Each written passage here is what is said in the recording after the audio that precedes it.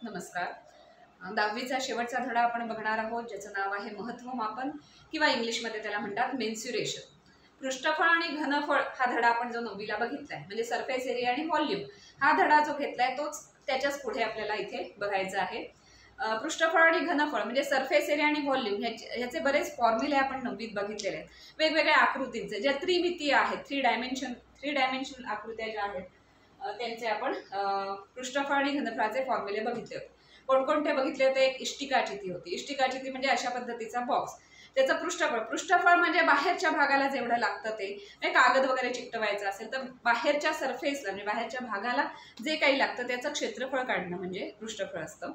आणि व्हॉल्यूम म्हणजे काय की ह्या एखाद्या बॉक्समध्ये आतमध्ये किती गोष्ट राहते, म्हणजे लिक्विड असेल कुठलं, दूध, पाणी म्हणा किंवा धान्य असेल तर ते किती राहतंय हे काढणं म्हणजे ते काय असतं, त्याचं व्हॉल्यूम काढणं असतं.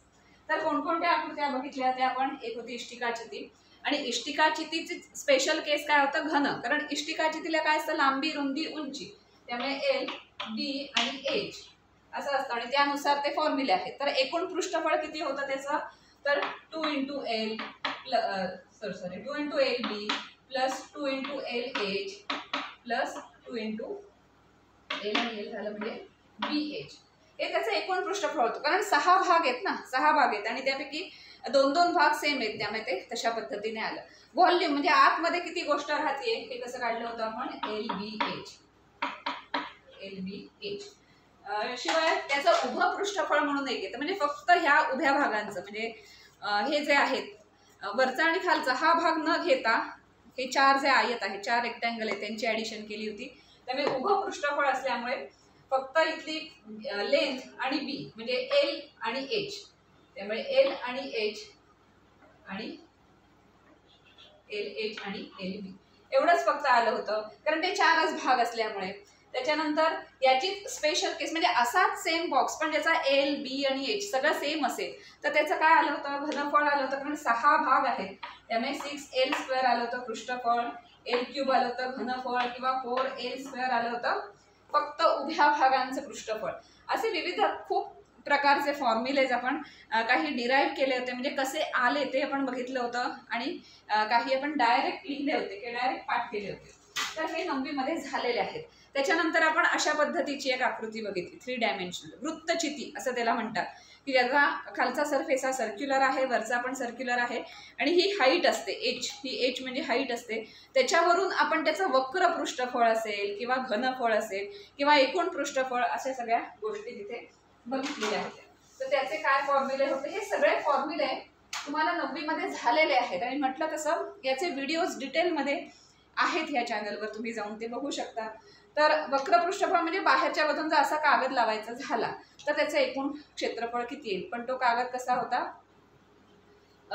आयताकृती होता आणि ज्याची हाईट इथे एच होती, आणि तो पूर्ण अशी लांबी म्हणायचं झालं तर लांबी किती येणार? ही सर्क्युलर एवढी येते, म्हणजे 2πr² अशी ती लांबी येते आणि मग पुढे इथे एच येतं. त्यामुळे ते अशा पद्धतीने आपण घेतो. त्यामुळे ते 2πr आणि इंटू एच असं आयत होतं. ते सगळं आपण अगदी व्यवस्थित ते दाखवलं होतं तुम्हाला. 2πr आणि एच अशा पद्धतीने वक्र पृष्ठफळ येतं. मग एकूण पृष्ठफळ काढायचं म्हणजे टोटल सरफेस एरिया जर वृत्तचितीचा म्हणजे सिलेंडर, ह्याला सिलेंडर म्हणतात, तर सिलेंडरचा टोटल सरफेस एरिया काढायचा झाला तर हा खालचा भाग येतो, सर्क्युलर भाग आहे, हा वरचा भाग येतो, सर्क्युलर भाग आहे, तो पण त्याच्यात ॲड होतो. मग त्याच्यात 2πr² हे सगळं ॲड झाल्यामुळे आपण काही कॉमन घेतलं होतं की 2π आणि r कॉमन झाले, मग h+r अशा पद्धतीने त्याचा टोटल सरफेस एरिया होता किंवा एकूण पृष्ठफळ, मराठीत त्याला एकूण पृष्ठफळ म्हणायचं. त्याच्यानंतर त्याच्या पुढे जाऊन याचं घनफळ याचा अर्थ काय की हा जर डबा घेतला आणि ह्या डब्यामध्ये किती पाणी, किती लिटर म्हणजे त्याचं किती वस्तुमान असेल त्या पाण्याचं हे जर आपण बघायचं म्हटलं तर ते किती राहील ते ह्याचं काय असणार आहे? घनफळ असणार आहे किंवा त्याला व्हॉल्यूम म्हणतात. मग ते घनफळ किंवा व्हॉल्यूम आलं होतं त्याचं πr²h.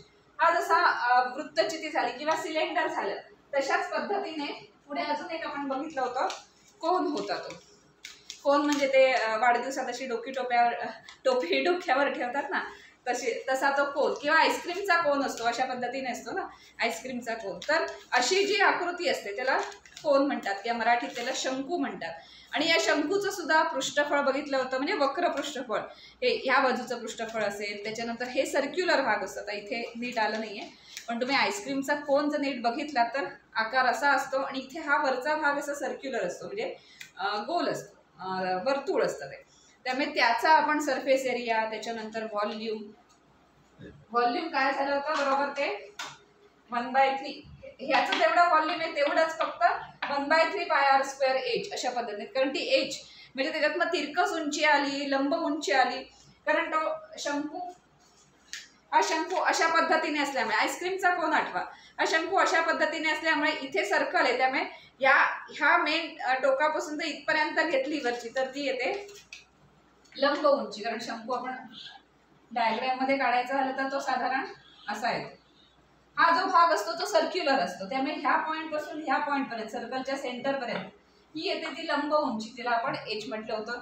आणि अजून एक उंची असते जी हे बाहेरच्या भागात असते. सर इथे बाहेरच्या भागात जी अशी तिरकस असते तिला तिरकस उंची म्हटलं होतं एल. आणि हा भाग असतो तो काय असतो, सर्क्युलर असतो. याच्यावरून त्याचं व्हॉल्यूम आलं तर 1/3 πr²h. त्याच्यानंतर πr_l त्याचं वक्र पृष्ठफळ, म्हणजे फक्त बाहेरच्या भागाचं. म्हणजे आईस्क्रीमच्या कोनाला बाहेरून जर कागद लावायचा झाला तर किती लागेल, तर त्याचं क्षेत्रफळ मग πr_l आलं होतं. मग त्याच्यात हे अजून जर त्या आईस्क्रीमच्या कोनाला झाकण लावायचं झालं तर झाकण झाल्यावर बंदिस्त झालं आणि मग एकूण पृष्ठफळ काढायचं आलं तर किती आलं. हे सगळे फॉर्म्युले आपण डिटेलमध्ये घेतलेले आहेत. आता आठवत नसतील कदाचित, वर्ष झालेलं आहे त्या सगळ्याला, पण ते 9वीची पुस्तकं काढा किंवा ह्या चॅनलमधले व्हिडिओ जाऊन बघा. तिथे आपण डिटेल फॉर्म्युले सगळे घेतलेले आहेत. ते फॉर्म्युले पुन्हा पाठ करायचे आहेत, कारण ह्या वर्षी पुन्हा ते लागणार आहेत. आणखीन काय घेतलं होतं, स्पियर किंवा त्याला गोल असं म्हणतात, मराठीत गोल म्हणतात किंवा स्पियर. मग ह्या स्पियरचा आता 2 भाग केले की त्याचा अर्ध गोल होतो.